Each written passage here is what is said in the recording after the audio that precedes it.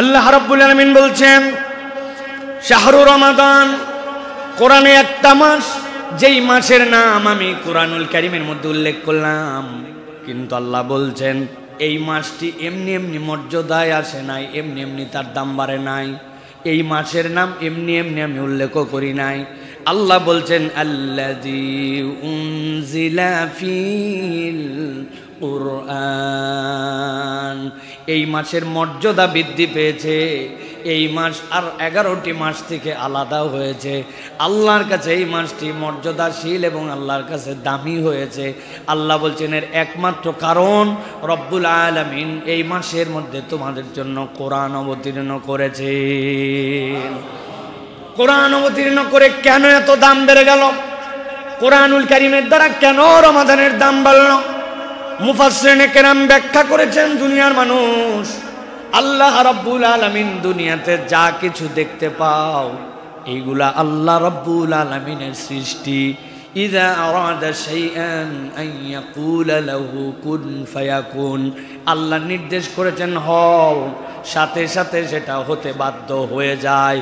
কিন্তু দুনিয়ার মানুষ জেনে রাখো, তোমার ঘরে যে মুদ্রা লিপিতে তোমার কাছে কোরআন আছে, যেইটা তুমি উচ্চারণ করে করে পাঠ করো, এইটা আল্লাহ বলেছেন হও আর কোরআন হয়ে গেছে, বিষয়টা এরকম নয়।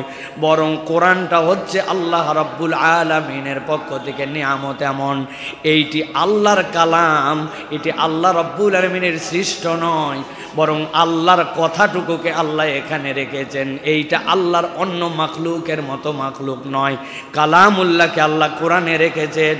তুমি যখন কোরআন তেলাওয়াত করো, আল্লাহর বাক্যগুলি আল্লাহ তোমার ঠোঁট দিয়ে, জিহ্বা দিয়ে বের করে। আল্লাহ রাব্বুল আলামিন এই জন্য বলছেন তোমাদের জন্য যে কোরআন দিলাম, এই কোরআন কেন দিলাম আর এই কোরআনকে কেন মর্যাদাশীল করলাম? আল্লাহ বলছেন ওয়া বাইয়িনাতিম মিনাল হুদা ওয়াল ফুরকান, কোরআন তোমাকে কেবলমাত্র তেলাওয়াতের জন্য দেওয়া হয় নাই, কেবলমাত্র বুকে জড়ায় ধরে চুমু খাবে এই জন্য দেওয়া হয় নাই।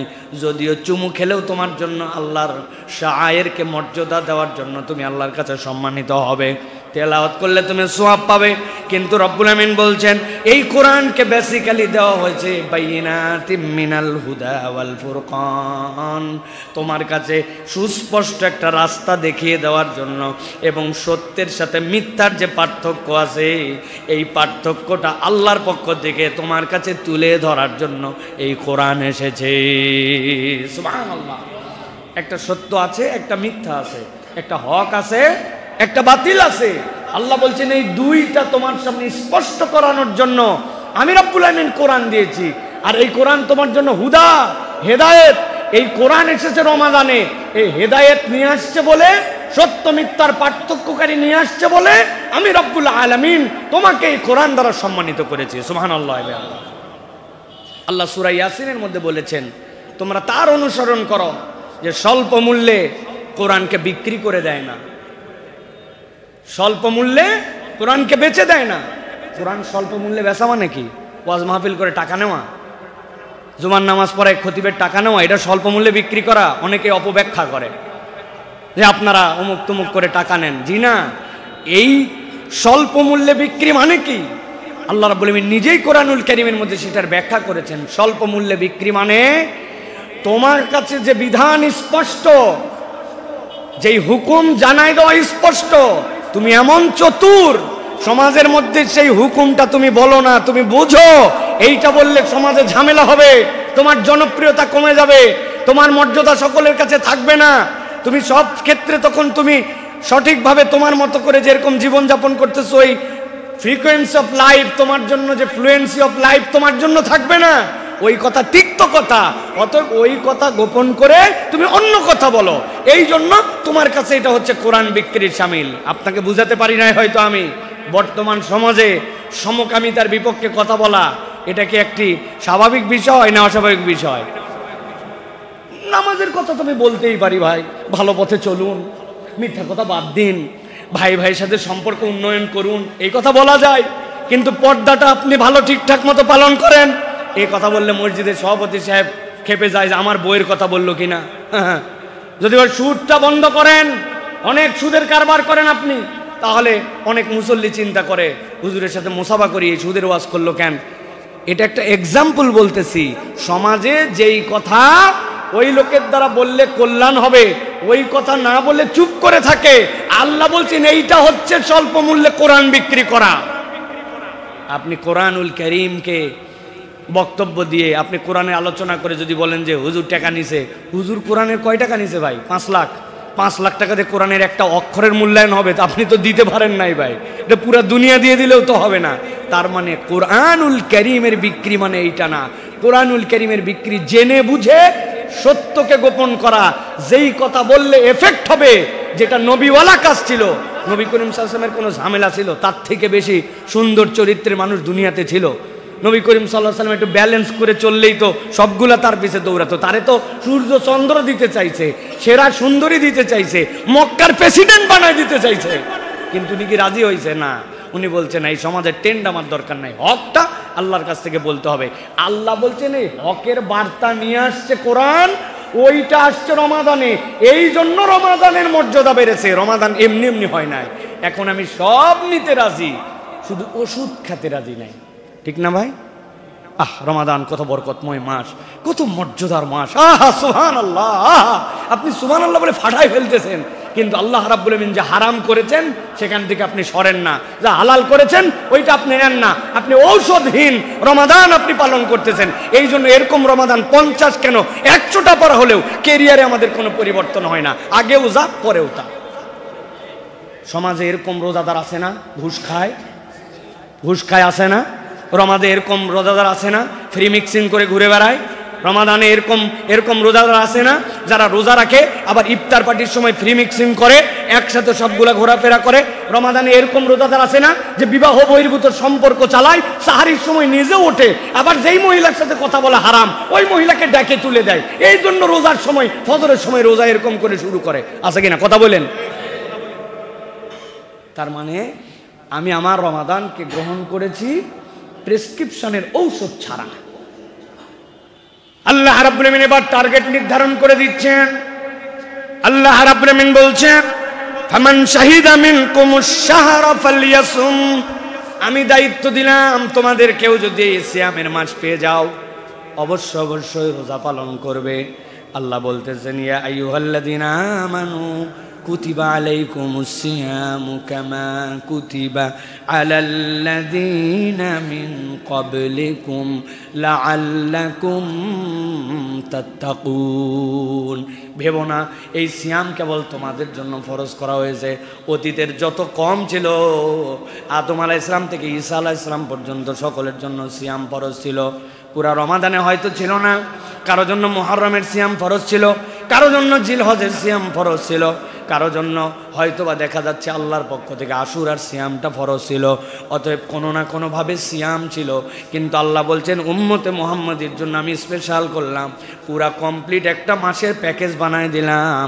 আমার বান্দাদের দায়িত্ব দিলাম এই রমজান মাস পেলেছে যেন সিয়াম পালন করে। আর কেউ যদি সিয়াম পালন করে আল্লাহ বলছেন আশা করা যায় সে তাকওয়ার পথে থাকবে, লাআল্লাকুম তাত্তাকুন। ওই ব্যক্তি আশা করা যায় মুত্তাকি হওয়ার পথে সে এগিয়ে যাবে। সুবহানাল্লাহ। মুত্তাকি হওয়ার পথে সে আগাবে। কেমনে আগাবে? গোল প্ল্যানিং। আমি একবারে পুরা জীবনের সব গুনাহ খাতা ছেড়ে দিব। সারা জীবন বিড়ি খাইছি, চিন্তা করছি আগামীকালকে বিড়ি একবারে বাদ দিয়ে দিব, গুনাহ একবারে বাদ দিয়ে দিব, আগামীকালকে থেকে একবারে তাকবীর উলার সাথে নামাজ ধরে ফেলবো। ন, এটা মানবীয় ফিতরাতে মানুষের দ্বারা সম্ভব নয়। মানুষকে ছোট ছোট স্টেপের মাধ্যমে মানুষকে এগোতে হয়। আল্লাহ রাব্বুল আমিন বলছেন লাআল্লাকুম তাত্তাকুন, এই রমাদান তোমাকে ছোট ছোট ফুট স্টেপ, তোমার স্টেপ মার্কগুলা নির্ধারণ করে দিবে। বেটা তুমি দিনের বেলা রোজার অবস্থায় তুমি সিগারেটটা খাও না, তাহলে তুমি তো দেখছোই 15 ঘন্টা তুমি না খেয়ে থাকতে পারো, তাহলে আস্তে করে রাতও বাদ দাও, আস্তে করে 1 মাস 1 সপ্তাহ করে তুমি 1 মাস বাদ দাও।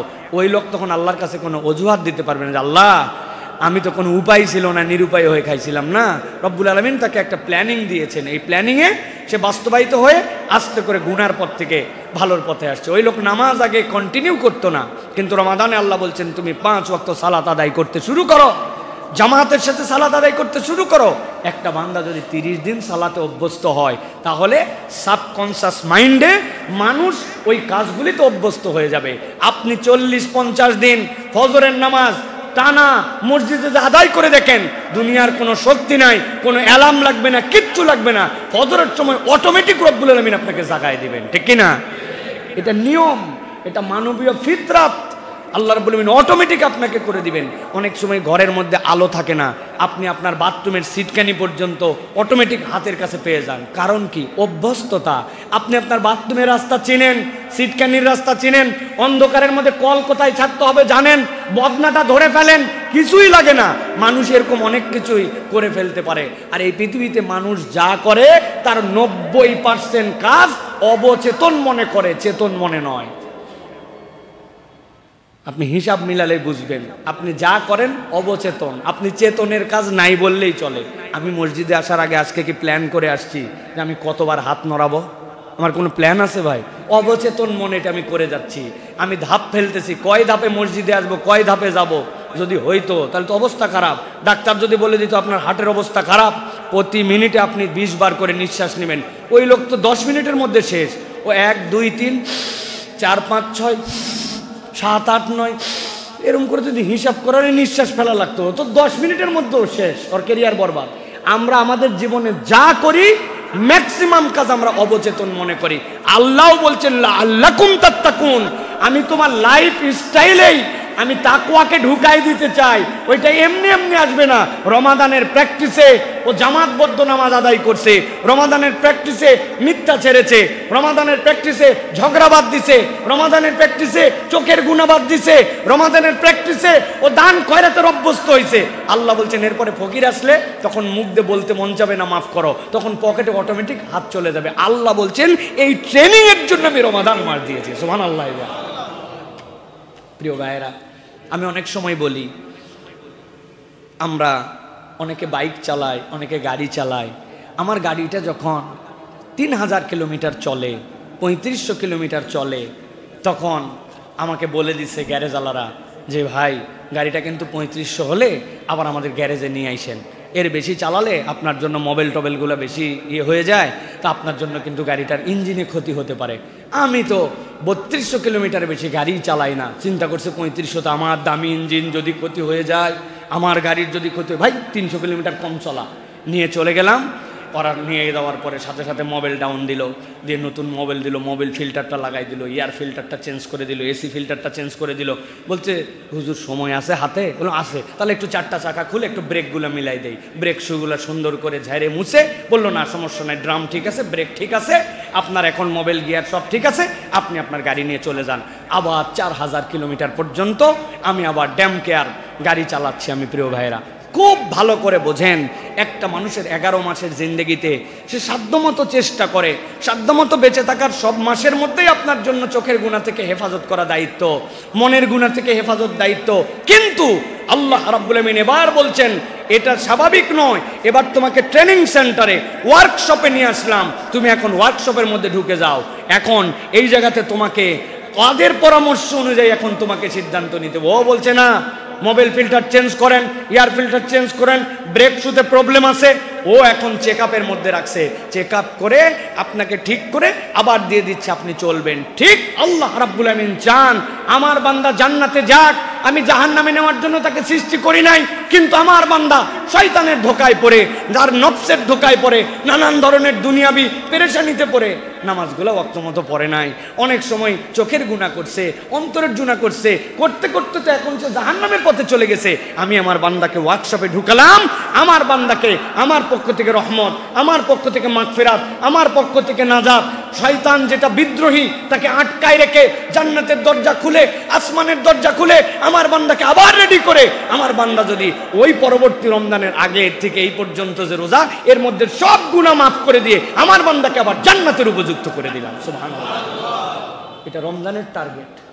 এখন আপনি রাস্তাতেও যা, গ্যারেজেও তাই, আপনি কোনো কিছুই মানেন না, রমাদানেও যা, রমজানের বাহিরেও তাই। তাহলে আপনার আমার এই রমাদান যে উদ্দেশ্যে এসেছে এইটা কোনোভাবেই আপনার আমার সাথে ফিট করতেছে না।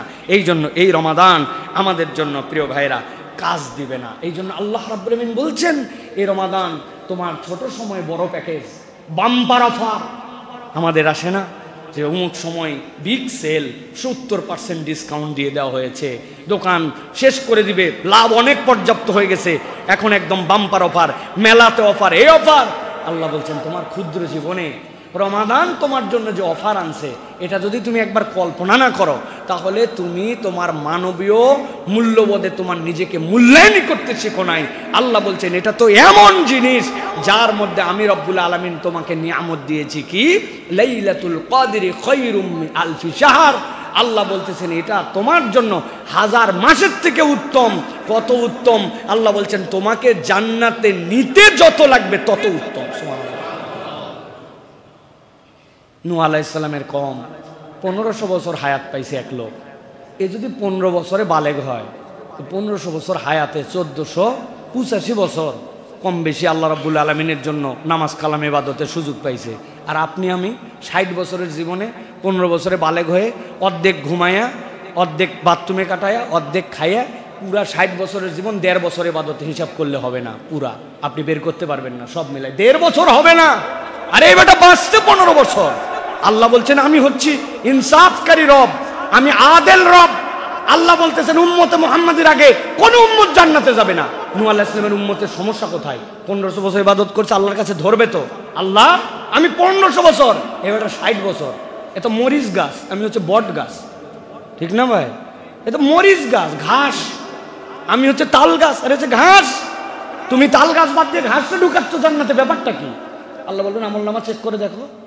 আমলনামা চেক করে দেখা যাবে লাইলাতুল কদরি খায়রুম মিন আলফি শাহর। আমি আল্লাহ, আমি যে জান্নাত দেবো, আমি প্যাকেজ ঘোষণা করে রাখছিলাম, এই রাত যদি কেউ পাই আমি তারে দিয়ে দিব, তোর সমস্যা কোথায়? আমি আমার মালিক, দুনিয়ার মালিক আমি, জান্নাতের মালিক আল্লাহ।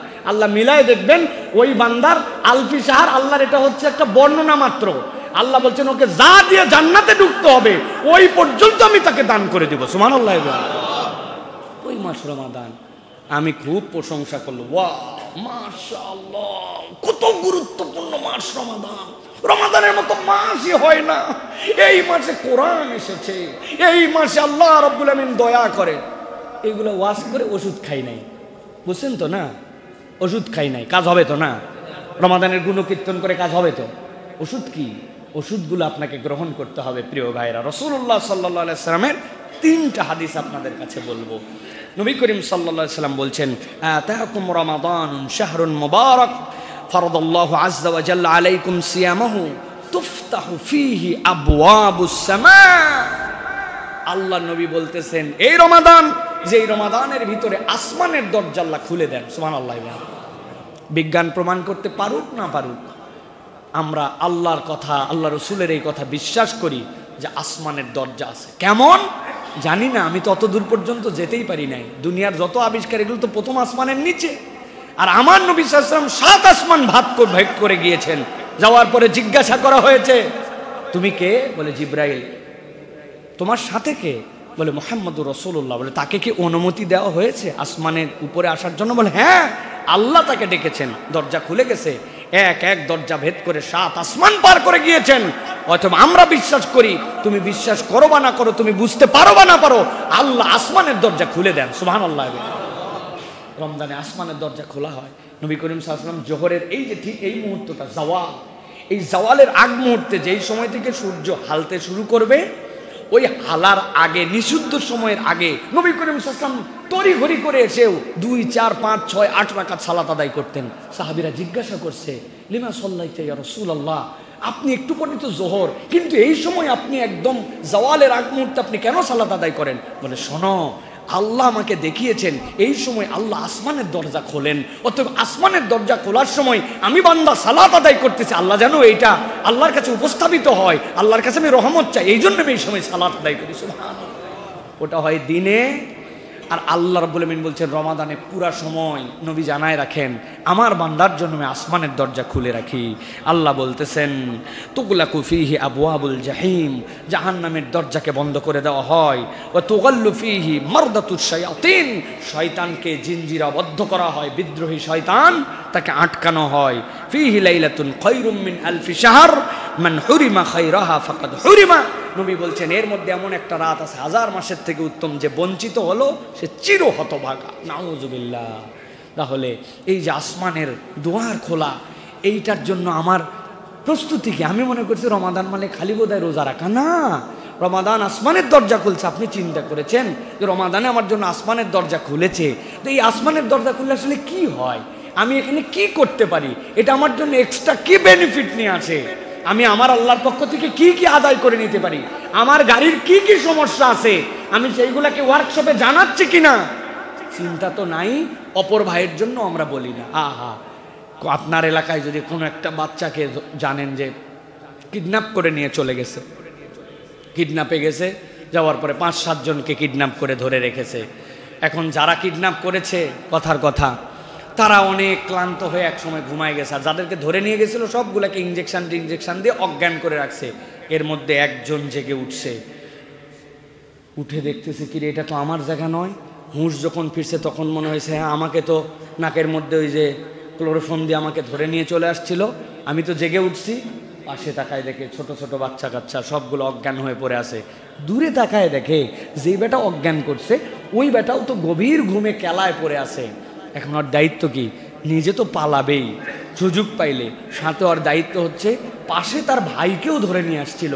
ও তো চিন্তা করবে আমি একাই বাঁচবো, আমার ভাইরে কিডন্যাপ করে নিয়ে আসছে আমার বন্ধু, তারে আমার উঠান লাগবে না। পরে বলছে এই ওট চল, ওই যে যারা কিডন্যাপ করে নিয়ে আসছে ওরা সবগুলা আটকায় গেছে, এখন সবগুলা ঘুমায় গেছে, আমাদের পালান লাগবে। ওই লোক উঠতেছে না, ওই বলছে রাখ তো, কেবল একটু ঘুম ধরছে। ওই বলবে যে ঘুম ধরা মানে পাগল, ঘুমানোর বহুত সময় পাবি। কথা যখন শুনবে না ওর পাশা বরাবর কইসে 2 লাত্তি মারে দিবে, 2 থাপ্পড় দিবে, প্রয়োজনে পানি থাকলে মাথার মধ্যে পানি ঢেলে দিবে, দিয়ে ওকে উঠাবে যে বাবা এখন ঘুমানোর সময় না, তুমি আরাম যতই পাও এখন আরামের সময় না, ওঠ। জাহান্নাম থেকে আল্লাহ রাব্বুল আলামিন শয়তানকে আটকায় দিলেন, জান্নাতের দরজা খুলে দিলেন, আল্লাহর রহমত দিয়ে দিলেন। আপনি আমি চিন্তা করলাম নিজে বাঁচলে বাপের নাম, আমি আমারটুকুই করি তো না। আল্লাহ আপনার বোধের জায়গা যদি জাগ্রত করেন তাহলে আপনার আরেক ভাইকে জাগ্রত করতে হবে, আরেক ভাইকে নসিহত করতে হবে, আপনার পরিবারের মধ্যে এটার বার্তা ছড়াই দিতে হবে। না বউ, অনেকদিন তুমি বেপর্দা চলেছো, তুমি আর বেপর্দা আমার বাড়ির থেকে ঘুরতে পারো না। আমি তোমাকে জাগানোর জন্য বলতেছি, আল্লাহর বিধান এটা। এই ছেলে তুমি আমার বাড়িতে থাকো বাবা, তুমি নামাজ অনেক মিস করেছো, আর না। কথা শুনতে নাও পারে, তখন কি করবেন আপনি? আপনি তো জাহান্নাম থেকে বাঁচানোর জন্য মাঝে মাঝে হাঁকানো লাগতে পারে, মাঝে মাঝে পানি ঢালা লাগতে পারে, মাঝে মাঝে পাছায় লাথি মারা লাগতে পারে না ভাই? এটা আপনাদের রূপক অর্থে বুঝিয়েছি। কিন্তু প্রিয় ভাইয়েরা, আমাদের এই সমাজ যদি আমরা সামগ্রিক পরিবর্তন করতে চাই তাহলে আমাদের সকলের এই রমাদানকে সম্মান করে এই প্রচেষ্টাটা নিতে হবে প্রিয় ভাই। এটা হচ্ছে রমাদানের মৌলিক উদ্দেশ্য। আমরা রমাদানের মৌলিক উদ্দেশ্যের জায়গা কিন্তু আমরা পরিবর্তন করে ফেলেছি প্রিয় ভাইয়েরা। আল্লাহ নবী সাল্লাল্লাহু আলাইহি ওয়াসাল্লাম বলছেন ইযা জা রমাদান ফুতিহাত আবওয়াবুল জান্নাহ ওয়া গুল্লিকাত আবওয়াবুন নার ওয়া সুফিদাতিশ শায়াতিন। জান্নাতের দরজা খুলে যায়, জাহান্নামের দরজা বন্ধ হয়, আর শয়তানকে জিনজির আবদ্ধ করা হয়। জিজ্ঞাসা হচ্ছে জান্নাতের দরজা কেমনে খোলে, জাহান্নামের দরজা কেমনে বন্ধ হয়? মুহাদ্দিসিনে কেরাম ব্যাখ্যা করছেন আল্লাহ দয়া করে জান্নাতের কাজগুলা মানুষের জন্য সহজ করে দেন। সুবহানাল্লাহ। আল্লাহ দয়া করে গুনার কাজগুলা বান্দার মনের মধ্যে ওই সময় কঠিন বানায় দেন। ওই বান্দা হিসাব করে এটাই হচ্ছে জান্নাতের দুয়ার খুলে যাওয়া। যেই মানুষ বেনামাজি ও চাঁদ উঠলে চিন্তা করে অন্ততপক্ষে রমাদানে যদি আমি নামাজটা না পড়ি, তৈরি হয় না এই ফিলিংস ভাই? এই অবস্থা আমাদের মধ্যে তৈরি হয় না? একটা পরিবর্তন অটোমেটিক তৈরি হয় আমাদের মধ্যে। আল্লাহ বলতেছেন এটা তোমার জন্য একটা পজিটিভ, আল্লাহর পক্ষ থেকে তোমার পক্ষ থেকে সুযোগ দেওয়া হয়। কিন্তু আমরা এমন হতভাগা, আমরা এমন দুর্ভাগা যে আমরা এইগুলার মূল্যায়ন করি না। আগে রমাদানে তাও একটু উৎসাহ উদ্দীপনা ছিল, এখন উৎসাহ উদ্দীপনাও আমাদের মধ্যে থেকে হারায় যাচ্ছে, ঠিক না ভাই? রমাদান আসতেছে, রমাদান গ্রহণ করতে হবে। আমি যদি জিজ্ঞাসা করি হিজরি সাল কত এবার ভাই বলেন তো, বলেন না কততম রমজান রাখতেছেন? 2025-এর রমাদান না? হ্যাঁ, আমাদের কি অবস্থা চিন্তা করেন। আপনার সন্তানকে যদি জিজ্ঞাসা করেন রমাদানের আগের মাস কি বাপ, পরের মাস কি, বলে রমাদানের আগের মাস জানুয়ারি, ফেব্রুয়ারি, আর রমাদানের পরের মাস এপ্রিল না মার্চ। এটা কি রমাদানের আগের পরের মাস? না। রমাদানের এই যে আমাদের মধ্যে থেকে ধর্মীয় চেতনাগুলা নামতে নামতে নামতে আমরা যে কোথায় যে ঠেকায় গেছি প্রিয় ভাইরা। এই জন্য অন্তত পরিবারে একটু উৎসাহ দেন, বাচ্চা কাচ্চাকে একটু জাগরুক করেন। আমি তো আমার বাচ্চাদের জন্য সবসময় বলি, ওদের প্রস্তুতি শুরু হয়ে গেছে রমাদানের, তারা সুন্দর করে প্ল্যাকার্ড লিখছে। আমার বাড়ির মধ্যে সাধ্যের মধ্যে যতটুকু ওই চাঁদ, ওই তারা, ওইটা ঝুলানো, তাদের মধ্যে একটা উৎসাহ দেওয়া রমাদানের জন্য। প্রথম রোজা, তারপরে কোন রোজা, তারপরে রমাদানে কি করবে, ছোটোবেলার থেকে এই উৎসাহগুলি দেওয়া, এই উদ্দীপনাগুলি দেওয়া। অনেক সময় মনে হবে এটা লোক দেখানো, লোক দেখানো, কিন্তু এটা লোক দেখানো নয়। আপনি একটা বড় কিছুর প্রাপ্তিতে আপনি আপনার ছোট জেনারেশনকে রেডি করতেছেন, তাদেরকে মেন্টালি এটার জন্য বিল্ড আপ করতেছেন। এটা আল্লাহ চান, এটা হচ্ছে রমাদানের একটা সম্মান প্রিয় ভাইয়েরা। আরেকটা হাদিসের কথা আমরা শুনি প্রিয় ভাইয়েরা, চলেন যে হাদিস দ্বারা আমরা বোঝার চেষ্টা করব যে সিয়ামের আসল কাজ কি আর তাকওয়ার আসল জায়গাটা কোথায়, তাকওয়ার আসল জায়গা কোথায় আর সিয়ামের আসল কাজ কি। প্রিয় ভাইরা, ভালো করে একটা জিনিস হৃদয় থেকে অনুভব করার জন্য চেষ্টা করেন। কি সেইটি? দুনিয়ায় যত আমল আপনি করেন, ভালো করে কথাটা শুনেন, দুনিয়ায় যত আমল আপনি করেন সব আমল মানুষ দেখতে পারে, কারেকশন দিতে পারে। একজন সালাদ আদায় করতেছে, আপনি দেখছেন সালাদ আদায় করছে, ওই লোকটা এক সপ্তাহ মসজিদে আসে নাই, আপনি বুঝছেন ওই লোকটা আসে নাই, তাহলে নামাজ পড়া নামাজ না পড়া দেখা যায়। জাকাত, এই লোকের যে সম্পদ আছে হিসাবে জাকাত দেওয়ার কথা, কেউ না কেউ কারেকশন, আপনার ম্যানেজার হলেও বের করে ফেলতে পারবে উনি ঠিকঠাক মতো হয়তো জাকাত দেয় নাই। হজ আপনি করেছেন কি করেন নাই এটা তো সকলের সামনেই দেখা যায়। তার মানে দুনিয়াতে যতগুলি ইবাদত, এই ইবাদতগুলি দেখা যায়, এই ইবাদতগুলির একটা বাহ্যিক রূপ আছে। একমাত্র ইবাদত যেটা সিয়াম, যেটা বাহির থেকে আপনি আসেন কি না আসেন কেউ এটা দেখতেও পারে না, বলতেও পারে না। একজন বেরাজদার যদি আপনার এখানে এসে বলে আমি রোজা আছি, আপনি কি দিয়ে প্রমাণ করবেন যে রোজা নাই? আপনার তো কোনো প্রমাণ করার সুযোগ নাই। বাথরুমের ভিতরে যাই খাইছে, হোটেলে খাইছে, পরিবার জানে না, বাহিরে যায় খেয়ে নিছে, অথবা কোনোভাবে তার মধ্যে রোজা ত্যাগ করে ফেলছে, আপনি বলতে পারবেন না। তার মানে সিয়াম একমাত্র ইবাদত যেটা আপনার ব্যক্তির সাথে সম্পর্কিত আর আল্লাহর সাথে সম্পর্কিত। এই জন্য আল্লাহ রাব্বুল আলামিন বলেছেন আস-সাওমু লি ওয়া আনা আজজি বিহ, সিয়াম হচ্ছে কেবল আমার জন্য। দুনিয়ার সব ইবাদতের হিসাব করে আল্লাহ রাব্বুল আলামিন সওয়াব দিবেন, কিন্তু আল্লাহ সিয়ামের কি দিবেন আল্লাহ বলছেন সেটা বললাম না। আল্লাহ বলে রাখছেন সিয়াম আমার জন্য আর সায়েমের জন্য আমি আল্লাহই হচ্ছে রিওয়ার্ড। সুবহানাল্লাহ। আল্লাহ স্বয়ং ওই বান্দার জন্য, রোজাদারের জন্য আল্লাহর পক্ষ থেকে রিওয়ার্ড। আল্লাহ রাসূল সাল্লাল্লাহু আলাইহি ওয়াসাল্লাম বলছেন কুল্লু আমাল ইবনে আদম লাহু ইল্লা সিয়াম, প্রত্যেক আদমের, বনি আদমের ইবাদত তার জন্য, শুধুমাত্র সিয়াম ছাড়া। ফা ইন্নাহু লি ওয়া আনা আজজি বিহি, নিশ্চয় জেনে রাখো সিয়াম আমার জন্য, কেবল বান্দা কেবল আমার কাছেই ওটা উপস্থাপন করতে পারে আর আমি আল্লাহ তাকে এই সিয়ামের জন্য রিওয়ার্ড দান করব। ও সিয়ামু জান্নাহ। এরপরে নবীজি বলছেন জেনে রাখো তোমাদের জন্য সিয়াম হচ্ছে ঢাল স্বরূপ। ঢাল স্বরূপ তোমাকে কেউ তীর মারতেছে, তোমার কাছে যদি ঢাল না থাকে তোমার বুকে লেগে যেতে পারে, কপালে লেগে যেতে পারে। নবীজি বলছেন সিয়াম ইমানদারদের জন্য ঢাল স্বরূপ। এখন কিসের থেকে সিয়াম আমাকে হেফাজত করে? কিসের জন্য আমার জন্য ঢাল? কোন ক্ষেত্রে সে আমাকে প্রতিরক্ষা করে? আল্লাহ রাসূল সাল্লাল্লাহু আলাইহি ওয়াসাল্লাম বলছেন ওয়াইদা কানা ইয়াউমু সাওমি আহাদিকুম ফালা ইয়ারফুস ওয়ালা ইয়াসখাব। নবীজি বলছেন জেনে রাখো যদি তোমাদের মধ্যে থেকে কেউ সিয়াম পালন করে, আমি আল্লাহর পক্ষ থেকে জেনে বললাম দুইটা জিনিস থেকে যেন সে নিজেকে মুক্ত রাখে। একটা কি, সে যেন গুনাহ খাতা না করে, আর দুই নম্বর হচ্ছে সে যেন তার নিজেকে সামলায় নিয়ে চলে। গুনাহ খাতা মুক্ত সিয়াম তার লাগবে। আপনাকে এই সিয়াম আপনার গুনাহ খাতা মুক্ত হওয়ার ট্রেনিং আপনার জন্য উপস্থাপন করে। মুসলমান একজন, তাকে যদি বলেন তুই চুরি কর, মুসলমান নামাজি, সে চুরি করতে পারবে না। নামাজ বাদ দে, নামাজ বাদ দেবে কিভাবে? জাকাত দিস না, শয়তান উস্কাই দিছে, চিন্তা করবে আল্লাহ তোমার সম্পদ না দেই কেমনে। কিন্তু যেই মুসলমান নামাজ পড়ে, যেই মুসলমান হজ করে, যেই মুসলমান দুনিয়ার ভালো কাজ করে, দেখবেন ওই মুসলমানও এমন কতকগুলা গুনাহ করে যেটাকে সে গুনাহই মনে করে না। মুখ দিয়ে এমন কথা ভরভরায় বলে যে এই কথাকে গুনার কথা, এটা তার টেনশনের মধ্যে না, চিন্তার মধ্যেও নাই।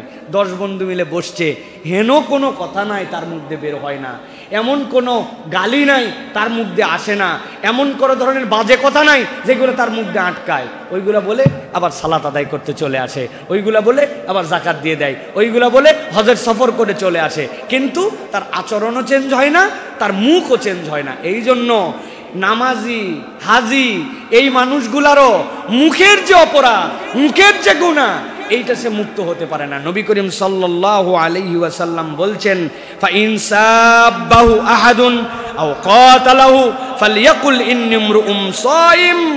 তাকে যদি কেউ এসে গালি দেয় অথবা তার সাথে কেউ যদি মারামারি করতে আছে, ঝগড়াঝাটি করতে আছে, সে যেন বলে দেয় আজকে আমি রোজা অবস্থায় আছি, আমি তোমার সাথে মুখ দিয়ে কথা বলে গালাগালি করতে পারবো না, ঝগড়াঝাটি করতে পারবো না, মারামারি করতে পারবো না, আমি সায়েম।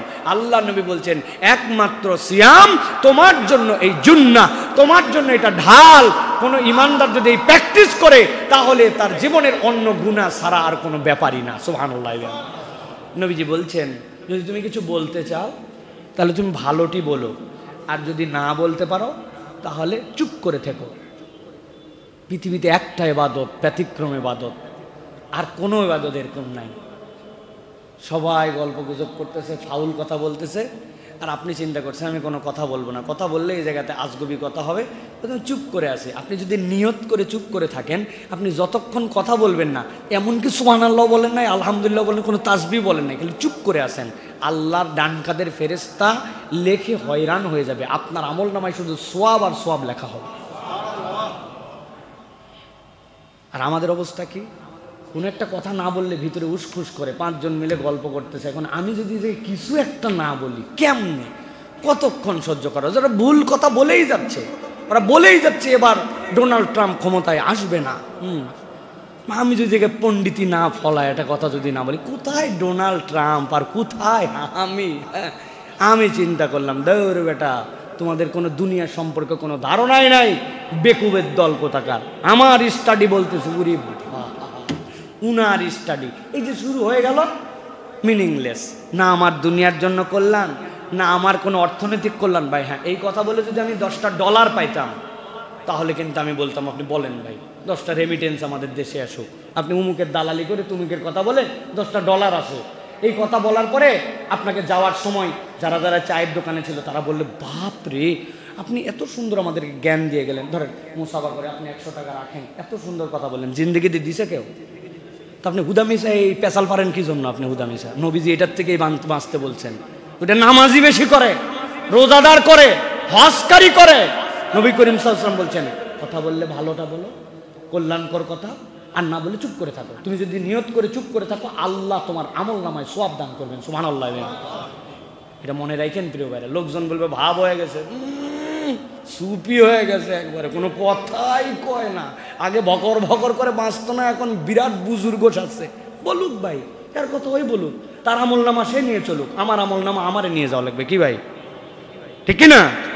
এই জন্য নবী করিম সাল্লাল্লাহু আলাইহি ওয়াসাল্লাম বলছেন সিয়াম তোমাকে এটা শিখায়। ওয়াল্লাযী নাফসু মুহাম্মাদিন বিয়াদিহি লাখুলুফু ফামিস সাইমি আতয়াবু ইনদাল্লাহি মিন রিহিল মিসকিল লিস-সাইম।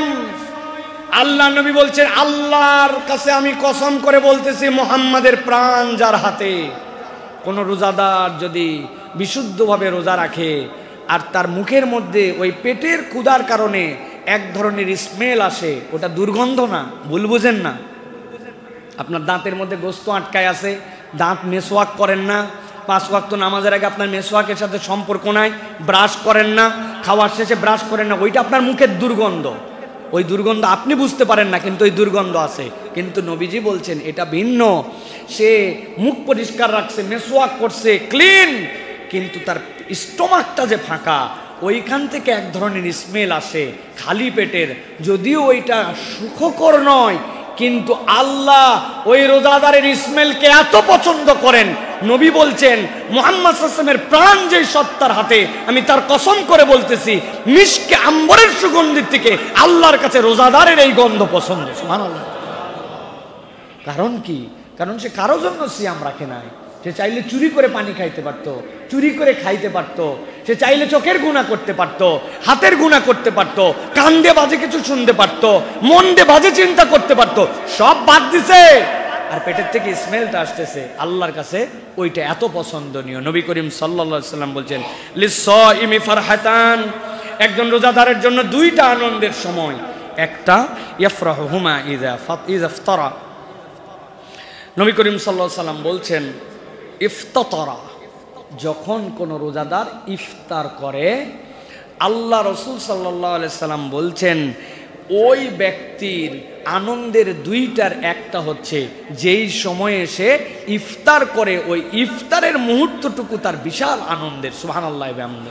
এই আনন্দের অনেকগুলা ব্যাখ্যা আছে। ইয়াফরাহুমা ইযা ইফতারা, ওই ব্যক্তির ওই যে আল্লাহর পক্ষ থেকে যে সময়টুকু পেল, সে ওই সময়টুকুতে তার সারাদিন সিয়াম ছিল, তার সামনে খাদ্য আছে, এখন সে খাবার গ্রহণ করবে, আল্লাহর জন্য এখন সে করতেছে না, যে অপেক্ষা করছে, ওইটা একটা তার জন্য ব্লেসিং আল্লাহর পক্ষ থেকে। আল্লাহ ওই সময় তার দোয়া কবুল করেন। আল্লাহ রাব্বুল আলামিন ওই সময় তার ইফতার করতেছে, ইজাফতারা, ইফতার করতেছে সে আল্লাহর জন্য, সে এখন রোজা ভাঙবে, ওটা তার জন্য একটা আনন্দ। আল্লাহ রাসূল বলছেন এটা তো আনন্দ, কিন্তু এই আনন্দের থেকে বড় আনন্দ হচ্ছে ওয়াইদা লাকিয়া রাব্বাহু ফারিহা বিসাওমিহি, আর দ্বিতীয় আনন্দ হচ্ছে যেদিন সে তার এই সিয়ামের জন্য আল্লাহকে দেখতে পাবে, ওই দিন তাকে আলাদা করা হবে যে এরা আল্লাহর জন্য সিয়াম পালন করেছিল, আল্লাহ তাদের জন্য ওই দিন আল্লাহর দিদার দিবেন, ওই দিন হবে তার মূল আনন্দ। সুবহানাল্লাহ। তাহলে একটা হচ্ছে ইজাফতারা, যখন সে ইফতার করে, আরেকটা হচ্ছে ইজা লাকিয়া রব্বা, যখন সে তার রবকে দেখবে। তার মানে রোজার মতো রোজা রাখা গেলে আল্লাহকে দেখা যাবে ইনশাআল্লাহ। আল্লাহ রাব্বুল আলামিন নিয়ামত আপনাকে আমাকে দিবেন প্রিয় ভাইরা। কিন্তু আবারও আমরা মূল কথায় আবার ফেরত আসি, সেটি হচ্ছে যে কোরআন ছাড়া আমাদের যদি সিয়াম হয়, তাহলে আমরা এইগুলো একটা নিয়ামতও আপনার জীবনে আমরা পাবো না। নবী করিম সাল্লাল্লাহু আলাইহি সাল্লাম বলেছেন আস-সিয়াম ওয়াল কুরআন ইয়াশফাআনি লিল আবদ ইকরাউল কুরআন ফাইন্নাহু ইয়াতি ইয়াউমাল কিয়ামাতি শাফিআন লি আসহাবিহি। আল্লাহ নবী বলছেন রোজা, সিয়াম আর কোরআন কিয়ামতের দিনে বান্দার হয়ে আল্লাহর কাছে শাফাত করবে। সুবহানাল্লাহ। আল্লাহ তাকে অনুমতি দিবেন যে তুমি শাফাত করো, ওই বান্দার পক্ষ হয়ে আল্লাহর কাছে শাফাত করবে। নবী করিম সাল্লাল্লাহু আলাইহি সাল্লাম বলছেন ইকরাউল কুরআন ফাইন্নাহু ইয়াতি ইয়াউমাল কিয়ামাতি শাফিআন লি সাহিবিহি, তোমরা কোরআন বেশি বেশি তেলাওয়াত করো, আল্লাহ রাব্বুল আলামিন ওই কোরআনুল কারীমকে কিয়ামতের দিনে তোমার সুপারিশকারী বানাবেন। সুবহানাল্লাহ।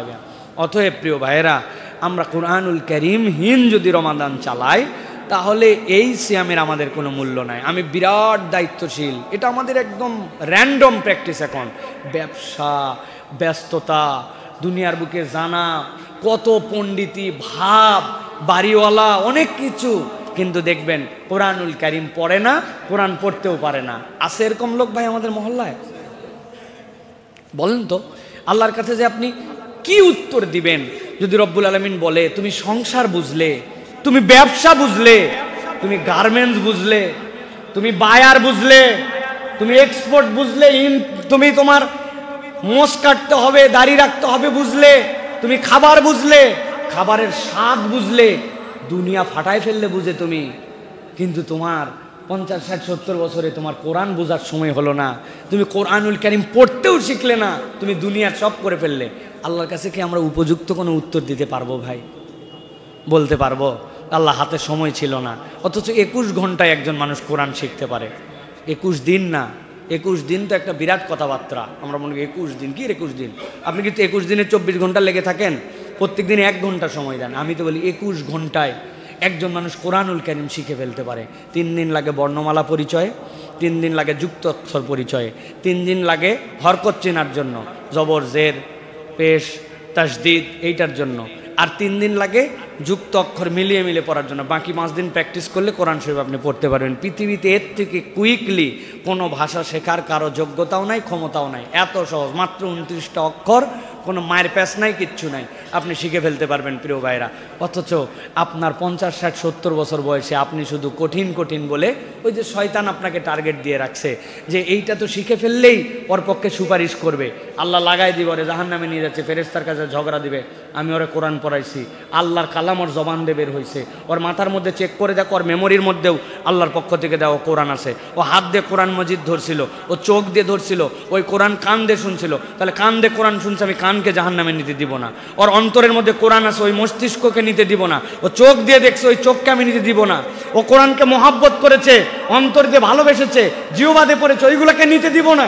আল্লাহ পাওয়ার দিয়ে দিবেন আপনার পক্ষে কোরআন সুপারিশ করে জাহান্নাম থেকে আপনাকে বাঁচাবে। এখন শয়তান কি বসে আছে নাকি? শয়তান বসে আছে আপনার জন্য। বয়স হয়ে গেছে, মুরব্বী হয়েছিস, ও অল্প বয়সে ওগুলো শেখা সম্ভব, এখন সম্ভব না। এখন ভাই সা বলতে পারি না, জিম বলতে পারি না, মনে থাকে না, মনে থাকে না একবারে।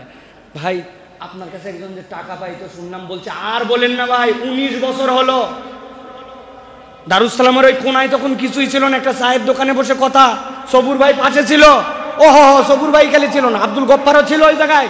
সবার সামনে আমি টাকা দিলাম, ভাই 19 বছর টাকা দিল না, উনার কিছু মনে থাকে না।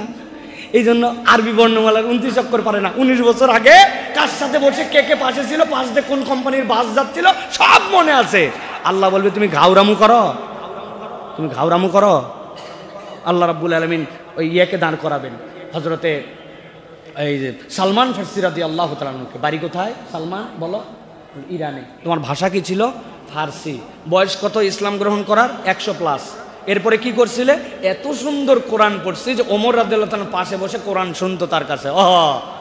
তো উনি 100 বছর বয়সে ঈমান আনার পরে উনি কোরআন শিখে আরবের লোককে কোরআন শোনাতে পারছে।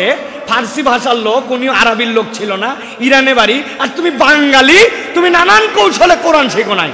আল্লাহ বলবে এইগুলো একটারও মাটি যেন বাটাম ছোঁয় না, সবগুলো যেন পিঠ ফেটে যায়, একটাও বাটাম মাটিতে পড়বে না, সবগুলো পিঠে পড়বে আমাদের।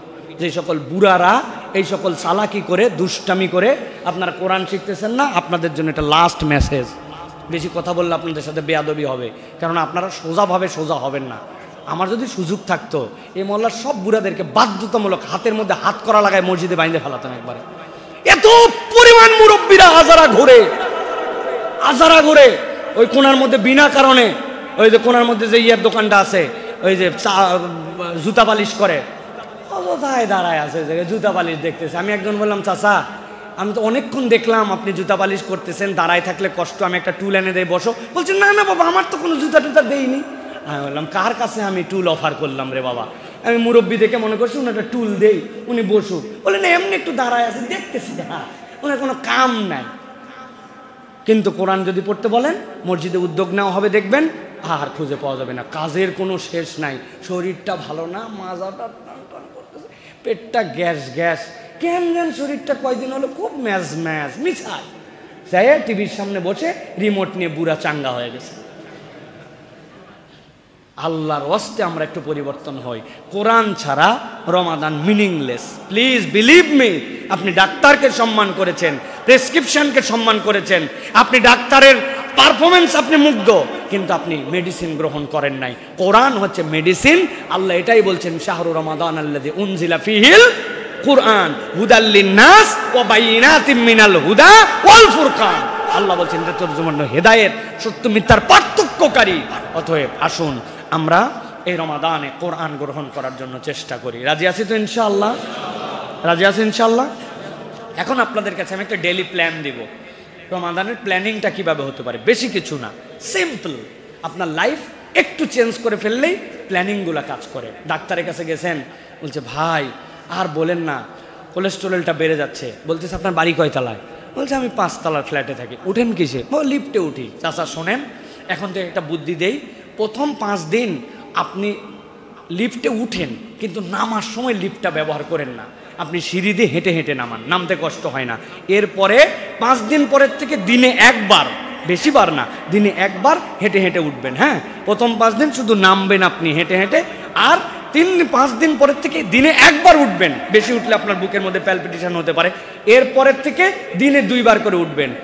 ওই লোকের সিস্টেম চেঞ্জ হয়ে গেছে, শুধু একটু লাইফস্টাইল চেঞ্জ করে দেওয়ার কারণে, একটু বুদ্ধি খাটার কারণে। ওই সিঁড়ি আছে, ওই লিফটই আছে, ওই মানুষই আছে, কিন্তু বুদ্ধি করে কৌশল করে রুটিন করলে কাজ করে, ঠিক কিনা? স্বামী স্ত্রী 2 জন গন্ডগোল লাগছে, ওরে গন্ডগোল ফাঁসার, 2 জনের ঝগড়া বন্ধ হয় না, সংসারই টিকবে না। স্বামী স্ত্রী 2 জনই গেছে মেন্টাল ডাক্তারের কাছে, আমাদেরকে ঔষধ দেন, আমাদের সংসার টিকবে না। স্বামী বলতেছে আমার কোথায় প্রবলেম, আমার তো কোনো প্রবলেমই দেখি না। বউ বলতেছে প্রবলেম দেখো না, মানে এটাই একটা প্রবলেম, তুমি প্রবলেম শিখে বলো আমার এখানে গন্ডগোল লাগায় না, আমি আপনাদের জন্য মেডিসিন দিয়ে দিচ্ছি। বউয়ের অ্যাটিটিউড দেখে বুঝে ফেলছে ডাক্তার সাহেব, একটা বোতল নিয়ে আসে, ভিতর থেকে কাঁচের দিছে, দিয়ে বলছে এটা নিয়ে যান, যখনই আপনাদের মধ্যে গন্ডগোল লাগবে তখনই এখান থেকে 1 ঢোক খাবেন, আর 1 ঢোক মুখের মধ্যে নিয়ে আপনি অন্তত 39 সেকেন্ড রাখবেন, এটা যেন 38 না হয়, 41 না হয়। চিন্তা করছে কি মেডিসিন বাবা, 39 সেকেন্ড বলে দিছে। 1 ঢোক খাইছে, খাই ঝগড়াঝাটি শুরুর সাথে সাথেই স্বামী এসে মেডিসিন দিছে, রাজি যেহেতু 2 জন খাই, এখন ঘড়ির দিকে তাকায় আছে, 39 সেকেন্ড। বেশি হলে যদি ক্ষতি হয়, জিবা গলে যায়, আবার যদি কম হয় কি ঝামেলা হয়, 39 সেকেন্ড। এরকম করে 7 দিনে ওষুধ শেষ, দৌড়ায় আছে ডাক্তারের কাছে, ডাক্তার জীবনে বহু ডাক্তার দেখেছি, আপনার মতো ডাক্তার দেখি নাই, আমাদের গন্ডগোল প্রায় 50% নামে গেছে, ওষুধ আরো দেন। ওষুধ ফুরাইছে, বলছে ওষুধ আপনার বাড়ির বেসিনের মধ্যে বহুত পরিমাণ আছে। বলছে তার মানে? বলছে ওর মধ্যে কিছুই ছিল না, ওটা আপনার বোতলের পানি দিছি, শুধু সিস্টেম চেঞ্জ করে দিছি, যেই ঝগড়া লাগে আপনাকে বলে দিছি খাবেন। আর 39 সেকেন্ড কেন বলছি? কনসেন্ট্রেশনটা যেন ঘড়ির দিকে যায়, গন্ডগোলের দিকে না যায়। ওর মধ্যে পানি ছাড়া কিচ্ছু নাই, জান, কোনো টাকাও দেওয়া লাগবে না, কিছু না। এখন থেকে আপনারা এই কৌশলে আপনারা ঝগড়াঝাটি বন্ধ করেন। তার মানে একটু রুটিন ওয়ার্ক করলে, একটু প্ল্যান করলে সেম জিনিস ডিফারেন্ট ওয়ার্ক করে, ঠিক কিনা? এই জন্য রমাদানের একটা ছোট্ট প্ল্যান দেবো আপনাদের জন্য, ফজর থেকে এশা পর্যন্ত। স্বাভাবিকভাবে শোনেন, যদি আল্লাহ আমাদেরকে এটা ফলো করার তৌফিক দান করেন, কিছু বেনিফিট আমরা পাবো ইনশাল্লাহ। 1 নম্বর সাহারি এবং সকালের আমল। সাহারি মিস করবেন না, কম হোক বেশি হোক, সাহারি ছেড়ে দেওয়া যাবে না, যেন আমার লাগে না, আমার দরকার নাই, একবারে আমি খাবো না, না, 1টা খেজুর দিয়ে হলেও, 3টা খেজুর দিয়ে হলেও, একটু পানি হলেও সাহারি খাবেন। কেননা এটা আপনার রমাদানকে বিউটিফুল করবে। আল্লাহ নবী সাল্লাল্লাহু আলাইহি সাল্লাম বলেছেন তোমরা সিয়াম করো, কেননা সাহারি করো, কেননা ইন্নাল্লাহ ওয়া মালাইকাতাহু ইউসাল্লুনা আলাল মুতাসাহিরিন, আল্লাহ এবং তার ফেরেশতারা ওই সাহারি করতে যেই বান্দা উঠে তাদের প্রতি আল্লাহর পক্ষ থেকে রহমত এবং আল্লাহর পক্ষ থেকে আল্লাহ তাদের ক্ষমা করে দেন। সুবহানাল্লাহ। ফেরেশতারা তাদের প্রতি সালাত পেশ করে, ফেরেশতারা তাদের জন্য সুবাসিশ জানায়, আল্লাহ তাদেরকে বান্দাকে মাফ করেন। অতএব এটা মিস করা যাবে না, এটাতে আমাদের শুরু হবে। এরপরে ফজরের আজানের জবাব দিবেন। রমাদানে আমাদের টার্গেট থাকবে একটা আজানের জবাব যেন আমাদের মিস না হয়। আজান হবে, তার উত্তর দিব। আল্লাহ নবী সাল্লাল্লাহু আলাইহি ওয়াসাল্লাম বলেছেন মিসলামা ইয়াকুল, মুয়াজ্জিন যা বলে তুমি যদি অনুরূপ বলো, আল্লাহ রাব্বুল আমিন তোমার মর্যাদা বৃদ্ধি করে তোমার জন্য জান্নাত লিখে দিবেন। সুবহানাল্লাহ। অতএব আজানের জবাব রমাদানে কোনোভাবে মিস হবে না। অনেক আজান হয় যে হুজুর, আপনি যে আজানটাকে কাছে পান এরকম যে কোনো একটা আজানের উত্তর দিলেই আপনার সওয়াব হয়ে যাবে ইনশাল্লাহ। 3 নম্বর, আজান এবং একামতের মধ্যে দোয়া করার জন্য চেষ্টা করতে হবে। একটু হলেও দোয়া করব, আল্লাহ রাব্বুল আমিন এই দোয়া কবুল করেন। আমি এটা প্ল্যানের মধ্যে করে ফেলবো। আজান হয়েছে, মসজিদে একামতের আগে, ভাই দোয়া মানে কেবল হাত তুলে তুলে দোয়া না, মসজিদের দিকে হেঁটে হেঁটে যাচ্ছি আর দোয়া করছি, আল্লাহ আমার বাচ্চাটাকে ভালো আলেম বানাও, আল্লাহ আমার ব্যবসাটা কেন জানে খারাপ যাচ্ছে, একটু বাড়ায় দাও, আল্লাহ এই রমাদানের মতো আমাকে আরো ভালো, আল্লাহ তামাম মুসলমান উম্মাকে তুমি দাঁড়ায় দাঁড়ায় চলতে চলতেও দোয়া হয়, কিন্তু একটু হলেও আজান আর একামতের মধ্যে দোয়া করব। এরপরে আমাদের জন্য শেষ সময় সাহারি খাওয়ার জন্য চেষ্টা করব। আর সাহারি যা দিয়েই খাই, একটা হলেও খেজুর খাবো, তাহলে একটা হারানো সুন্নাহ পুনরুজ্জীবিত হবে। নবী করিম সাল্লাল্লাহু আলাইহি সাল্লাম সাহারিতে সব সময় নবী করিম সাল্লাল্লাহু আলাইহি সাল্লাম খেজুর খাওয়ার জন্য চেষ্টা করতেন। আর একটা হচ্ছে, এরপরে আমরা এই যে ফজরের সালাত আদায় করলাম, ফজরের সালাত আদায় করার পরে যদি আমার সুযোগ থাকে অন্তত কিছুদিনের জন্য হলেও উঠবো না, ফজরের নামাজ পড়ে ওখানে বসে থাকবো, তাসবিহ তাহলিল পড়বো, একটু কোরআন তেলাওয়াত করব। সূর্য উঠে যাবে, উঠে যাওয়ার পরে আমি 2 রাকাত 4 রাকাত চাশতের নামাজ পড়ে উঠে আসব। পৃথিবীতে ইমানদারের আমল নামা যেইগুলাতে সবচেয়ে কম সময়ে ভারী করবে, এর একটা হচ্ছে ফজরের পরে নিজ স্থানে বসে থেকে সূর্যর পরে উঠা। বান্দা ওই দিন ঘাবড়ায় যাবে, আল্লাহ তার আমল নামায় এত এত এত সওয়াব দান করবেন। সুবহানাল্লাহ। অতএব আমরা প্রত্যেক দিনও যদি না পারি, রমাদানে আমাদের টার্গেট থাকবে যে এরকম করে আমাদের আমল করা। এই গেল। এরপরে আমি আসলাম, আসার পরে আমি একটু ঘুমায় যাব প্রয়োজনে। এই সময় না ঘুমালে আমার জন্য ক্লান্তি চলে আসবে। ফজরের পরে আমি ঘুমালাম, ঘুমায় 8টা আপনার অফিস, 9টা আপনার অফিসের আগ পর্যন্ত একটা 2.5 ঘন্টা 3 ঘন্টা একটা কমপ্লিট টাইট প্যাকেজ একটা ঘুম হয়ে যাবে। উঠলেন, ফ্রেশ হলেন, আপনি আপনার কর্মস্থলে চলে গেলেন। যাওয়ার পরে এরপরে হচ্ছে জোহর। জোহরের সময় আমাকে সবসময় রিমাইন্ডার দিয়ে রাখতে হবে আমার যেন আজানের উত্তর যে কোনো একটা মিস না হয়, আজান একামতের মধ্যে যেন আমার দোয়া মিস না হয়। আর টার্গেট থাকবে মসজিদে যেই আমি কেবল জোহরের সালাত আদায় করব না, জোহরের যে সুন্নতে মুআক্কাদা এটা আমার পার্মানেন্ট মুআক্কাদা হিসাবে গ্রহণ করব। নবীজি বলছেন কেউ 12 রাকাত সালাত সংরক্ষণ করলে আল্লাহ তার জন্য জান্নাত সংরক্ষণ করবেন। ফজরের আগে 2, জোহরের আগে 4, জোহরের পরে 2, মাগরিবের পরে 2, এশার পরে 2, 12 রাকাত সালাত যে সংরক্ষণ করে আল্লাহ জান্নাত সংরক্ষণ করেন। অতএব রমাদানে আমার জোহরের আগের সালাত, পরের সালাত, এটা যেন মুআক্কাদা মিস না হয়। এরপরে 3 নম্বর আসর। এরপর আপনি আসরের জন্য প্রস্তুতি নিয়ে ঠিক আসরের সালাতটি জামাতে আদায় করব এবং আজানের উত্তর দিব। আজান একামতের মধ্যে কিছু না কিছু আমি দোয়া করার জন্য চেষ্টা করব প্রিয় ভাইয়েরা। আর আসরের নামাজে যদি সুযোগ পাই, দুখুলুল মসজিদ 2 রাকাত, তাহিয়াতুল ওযু 2 রাকাত যদি সুযোগ পাই, একটু আগে গেছি সালাত আদায় করে নেওয়ার জন্য চেষ্টা করব। আর 3 নম্বর হচ্ছে আসরের পরে চলে আসলাম।